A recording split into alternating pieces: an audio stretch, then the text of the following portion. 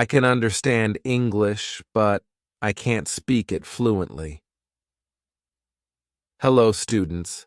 Welcome back to Bookish English. I want to know if you can relate to this. I can understand English, but I can't speak it fluently. I receive so many emails and questions from students, and the vast majority of them, in one way or another, make this same point.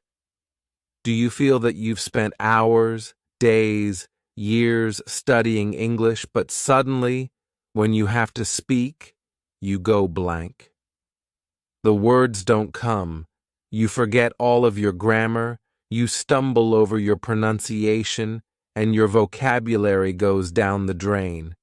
To go down the drain is an idiom meaning to disappear. Well, this lesson is for you. I am going to help you break free from your current struggles with spoken English, and I'm going to help equip you with practical skills to strengthen your confidence in speaking English fluently. Now, before I discuss why this happens, because we have to know why before we can work to solve the problem. So, this lesson won't just improve your English skills. We can also work on your listening skills, your pronunciation skills, and your vocabulary. At the end of the video, you can test your understanding. It means you can ask any question on comment. Okay, let's go back to the question. Why do so many students feel they are able to understand English, but are unable to speak fluently when the moment arises?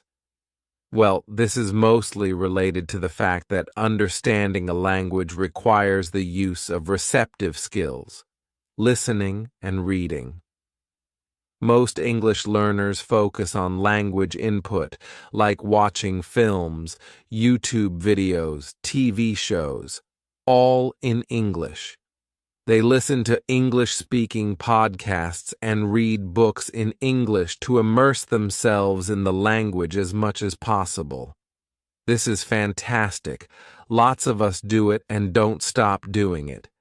It's a great way to build vocabulary and to gain a better overall understanding of how the language functions. But, and there's always a but, this doesn't do so much to increase your fluency when speaking, because, in contrast, speaking requires the use of productive skills. You need to take a more active role in your studying, and by that, I mean practice. You need to focus more on output, using the language, rather than just taking it in. We need to have a good balance between the two. But unfortunately, language output can be much harder to find than language input. It's not so free and easy to go to an English-speaking country, find a personal English tutor, or find an English-speaking best friend. This is why I meet so many grammar geniuses, students whose knowledge of grammar is higher than most native speakers. However, they just can't speak. They know all of the theory, but when it comes to the practical, they struggle. Today, I have 6 practical tips for you. The first one is completely free, and that is, talk to yourself. This is something I actively did when I was learning Spanish. One of the simplest things you can do to increase your output is to talk to yourself, and you can start right now. It could feel a little bit strange, but it's truly magical how well talking to yourself works to improve your fluency and fluidity. Plus, you do it all day long anyway, so why not do it in English? Most of us, not all of us, have a little voice in our head when we think. Some people don't have this, but most of us do. This little voice probably speaks in your native language. See if you can come up with an English alter ego for your inner voice. If you can't find that inner voice, you're going to have to speak out loud.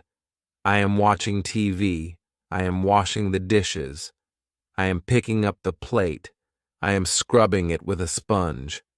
I hope my husband brings home pizza for dinner. Now, I really recommend speaking out loud because you need to practice creating new sounds and feeling how words are formed in the mouth. But narrating in your head is a great way to start, and it's a good thing to do if lots of people are around you.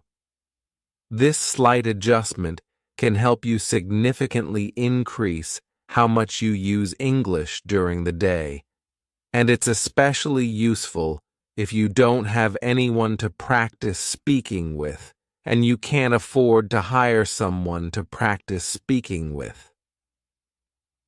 Now, I want to make a further addition to this point, and this is a way you can supercharge your vocabulary. No joke, I used it myself.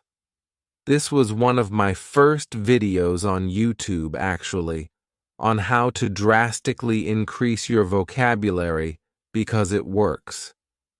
As you are narrating in your head or out loud everything you do in your day, watch out for when there is a specific word or phrase that you just don't know in English.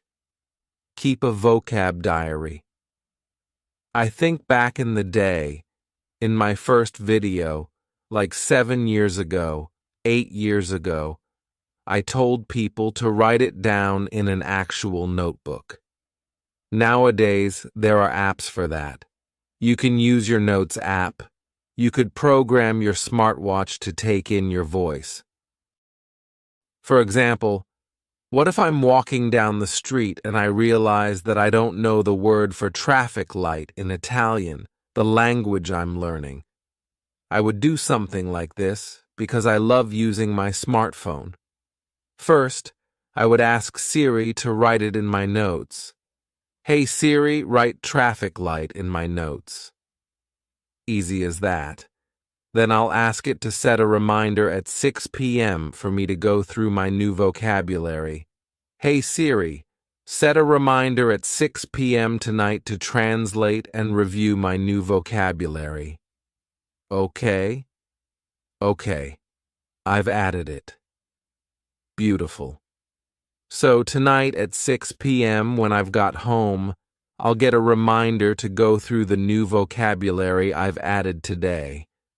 I haven't had to type a single thing. It's been such low effort, but I know that every day I'll be expanding my vocabulary with the words around me that I'm actively noticing that I do not know in English or whichever language you're learning. After that, you need to practice using these in sentences out loud. Okay? That's my free, super accessible way of increasing your English output. Now let's move on to tip number 2. Talk to a tutor. But this one is incredibly important. Why is talking to a tutor better than talking to yourself or talking to another English speaker? 3 things, in my opinion. You can say to a tutor how you would like the conversation to go, and you can reenact situations in which you felt you failed in the past. Maybe someone at a networking event asks you what you did for a living, and you stumbled over your words, got flustered, and just gave a really oversimplified version of what you do, a version that did you no justice. When you hire a one-on-one tutor, you can run through those exact situations so you never have to struggle like that again. The next 2 points are really important too. Corrections. You want someone who fully understands the English language who can accurately correct you when you make mistakes. That might be your grammar, vocabulary, pronunciation, or, more importantly, whether you are speaking clearly and naturally. I don't recommend aiming for absolute perfection. Instead, You want everyone to understand what you're saying. And number 3, you're in a safe space with a tutor to request feedback, to make mistakes. You're not going to be ridiculed. You're not going to feel embarrassed. A personal tutor is someone who experiences mistakes with English learners all the time. It's literally their job.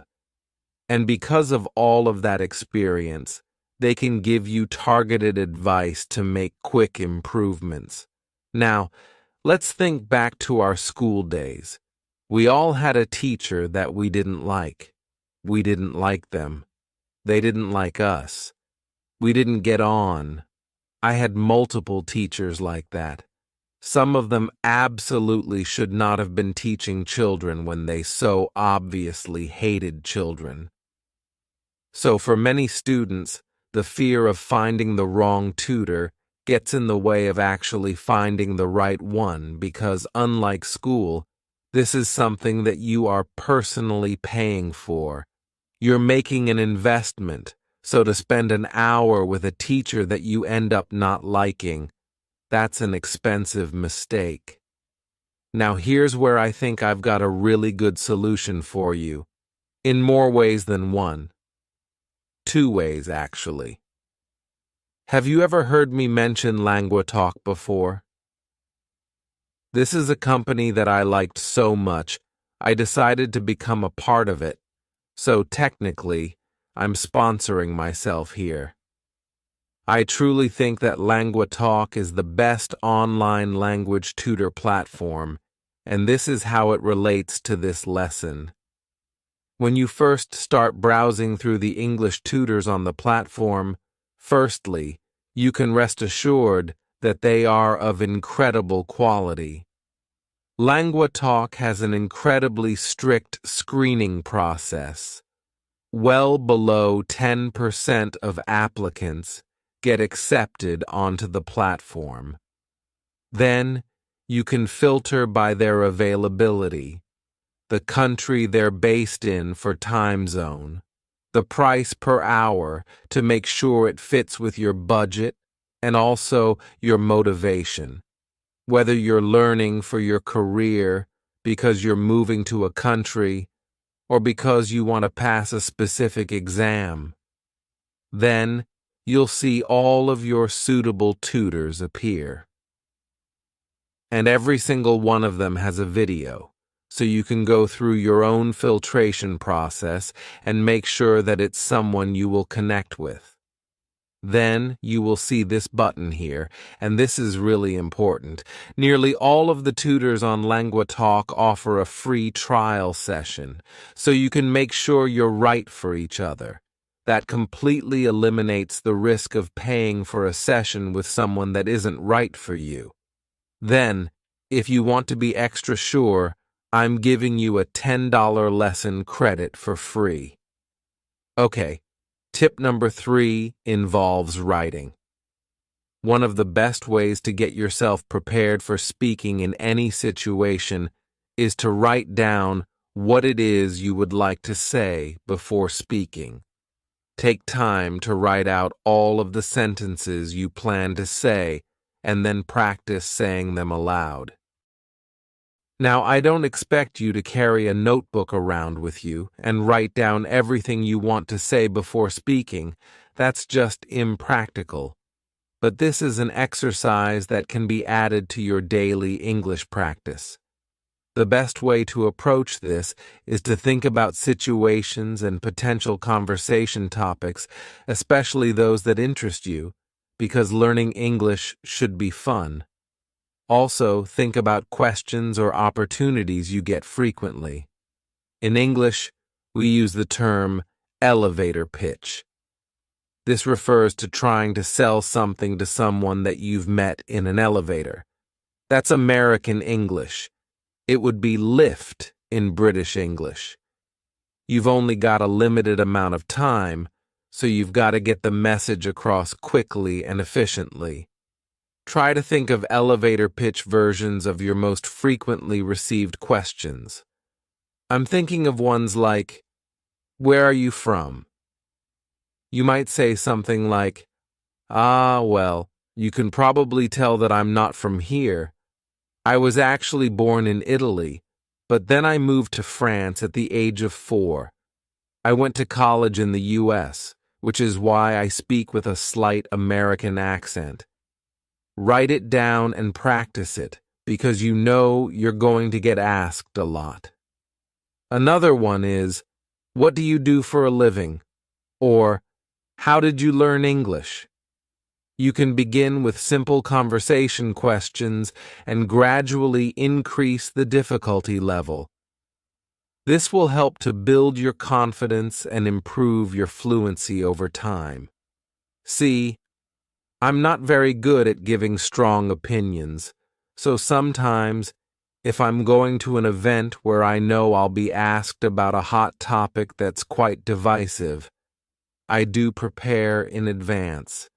It helps me to feel more relaxed or less anxious. I'm not somebody who can just give an eloquent opinion piece straight off the bat. Straight off the bat means immediately, with no preparation. Hence, we need preparation, written preparation. It's also a great idea to prepare these written answers and then present them in a tutor session to ask for their feedback. So many of my students have come to me with things that they frequently have to defend, almost like why they are fasting during Ramadan. That's one question that my students get a lot. Same with why they wear a hijab, why they are vegan and choose not to consume animal products, why they chose to leave their country when they love it so much. There are loads of really difficult questions that you might want to take a step back and think about to be able to give a true answer that you're really proud of and comfortable with. The biggest one, the one I get most frequently, is, of course, self-introduction. I have an entire video about this that I will leave below in the description. In that video, I explain all of the necessary steps for preparing notes to introduce yourself confidently and fluently. Okay, number 4. This is something I've said time and time again, and I wholeheartedly believe that it is the correct way forward. Focus on fluency, not perfection or not accuracy. Fluency over accuracy every single time. You need to be understood, not applauded as a grammar genius. To me, this means that you need to start to feel comfortable making mistakes. If you avoid speaking with people out of fear of making mistakes, you're going to have nothing to learn from. You're starving yourself of opportunities. No one wants to make mistakes. It's embarrassing, and it can cause us to lose confidence. Learning and speaking in another language is a very personal, sensitive topic. But getting out of your comfort zone and making mistakes while speaking is genuinely one of the best things you can do to improve your fluency. And if you can, not everyone can, but if you can, try to have a sense of humor about it. See this as an opportunity to laugh with yourself, not at yourself. Some of my best anecdotes in Spanish come from the mistakes I made while learning Spanish. I love those stories. They're so special to me. They're great ones that I can get out at any dinner party when speaking in Spanish, and I can have the entire room laughing. I chose not to be embarrassed in the moments where I made those mistakes. I chose to take a step back and laugh at the hilarity of the situation. Now I understand it's not that way for everyone. I learned Spanish because I wanted to learn Spanish. I liked Spanish, I liked learning it. But lots of people learn English because they feel they have to. They cannot progress in their life until they have acquired the skill of speaking English. So, I understand how it's a bit harder to laugh at yourself when you don't even want to be learning the language in the first place. So, at the very least, see it as an excellent learning opportunity. And the good news is that most English speakers and other English learners are usually pretty willing to help when you need it. You just have to ask. If I talk to a non-native speaker and they make lots of mistakes, I will not correct them unless they ask me to. So, if you do want those corrections, you can say, by the way, if I make a mistake, you can let me know. And then, to go back to point 1, I really suggest that you keep a notebook or your smartphone ready to take notes whenever you receive a correction, or just after you receive the correction so that you can review the information later. Number 5 is not for everyone, but it works really well for some students, and I've seen it in action, and it's awesome. It's shadowing. Shadowing means copying other English speakers. It's imitation. When you are purposefully learning new words or just casually watching a video, repeat what you hear. You don't need to be thinking about sentence structure or verb tenses or grammar in general. Just repeat the words and sounds. By repeating the words and phrases, you're activating your mind so that you can obtain new information, understand the speaker more easily, and improve muscle memory for forming words, and practice natural word stress and pronunciation.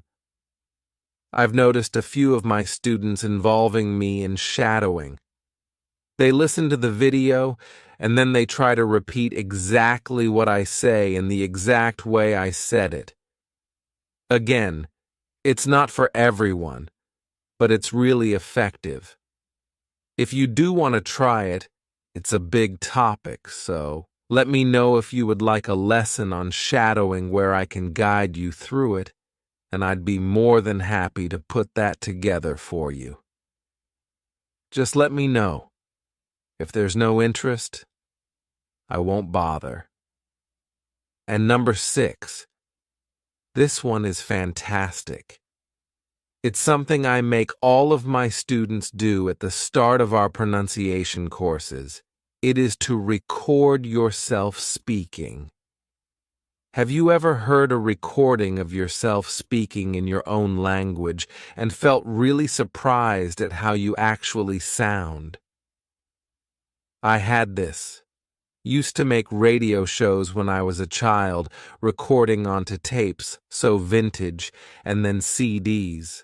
Yeah, CDs after. And I was amazed at how different my voice sounded. I always thought I sounded much posher than I felt, and this disassociation with your own voice and the way you sound is really important when learning another language. I felt so embarrassed, and I cringed a lot at how formal and so British I sounded. But now I feel really confident. I know exactly what I'm going to sound like. It's no surprise to me. I also sometimes review my videos and think, I was speaking a bit quickly there, or I was speaking far too quietly, or I mispronounced this word without realizing it. I really think it's important for you to record yourself so that, at the very least, you start to become comfortable with how you sound. Then, you can also start noticing things that you can improve on. Additionally, it's a fantastic benchmark, because where you are now is hopefully going to be the worst you'll ever be. Your English will only get better as you study more and more. Hopefully, in a year's time, you can play the recording that you'll surely take after this lesson and think, oh my word, bless me, I was trying so hard, but I've improved so much since then. In my pronunciation program, we invite the students to read a text featuring the majority of the sounds in English and the features we teach in the program. They record, they can post it in the group, or they can keep it privately, and then they record again at the end of the 12-week program to notice the difference. This is so important because sometimes you improve without realizing it. So this is my little challenge to you, and it includes point 3, actually, which involves writing down your frequently asked questions. Choose a frequently asked question, probably your self-introduction or what you do for a living. Record yourself reading it. Save it somewhere where you know you'll be able to access it again, and then set yourself a reminder for 1 year from today. In 1 year's time, I'd like you to record that same text again and see how much you've improved. Then, will you promise me one thing? You will come back to this video in 1 year's time and let me know whether you noticed a difference? Okay, that is it for today's video. That was a long one. You can use it for your listening practice. Very important for testing if you've truly retained what you've learned. I will see you soon for another lesson.